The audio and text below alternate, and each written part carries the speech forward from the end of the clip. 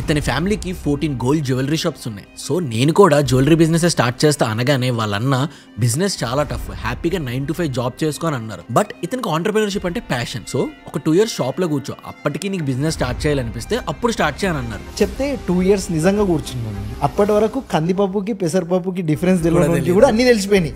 Opposite లో కూర్చున్నది Abhijit, the founder of Mayuka silver jewellery. Family అంతా గోల్డ్ జ్యువెలరీ బిజినెస్ లో ఉంటే why he started silver jewellery business. If you see last 10 years గా gold price 46,000 నుంచి 96,000 change వచ్చింది. అదే సిల్వర్ 2020లో 37,000 ఉంది, 2025లో 1,02,000 ఉంది. అంటే గోల్డ్ 2 times పెరిగితే సిల్వర్ 3 times గ్రో అయింది. This made him to start Mayuka silver jewellery. ఈ పాడ్కాస్ట్ లో కొన్ని టాపిక్స్ ఉన్నాయి, వేరేవి జ్యువెలరీ షాప్ ఓనర్స్ కి తప్ప మనలాంటి వాళ్ళకి తెలిసే ఛాన్స్ లేదు. అలాంటి టాపిక్స్ ఈ పాడ్కాస్ట్ లో డిస్కస్ చేసాం. లైక్ మ్యానుఫ్యాక్చరింగ్ యూనిట్ ఉంటుంది, రాత్రి వాడు కడిగేస్తాడు అనుకున్నాం, మొత్తం యూనిట్ అంతా వాడు కడిగేస్తాడు. ఆ వాటర్ ని కొనుక్కునే వెండర్స్ కూడా ఉంటారు తెలుసా. మ్యానుఫ్యాక్చరర్స్ బట్టలు వేసుకొని తయారు చేస్తారు కదా, ఆ బట్టల్ని కొనుక్కునే వెండర్స్ కూడా ఉంటారు తెలుసా.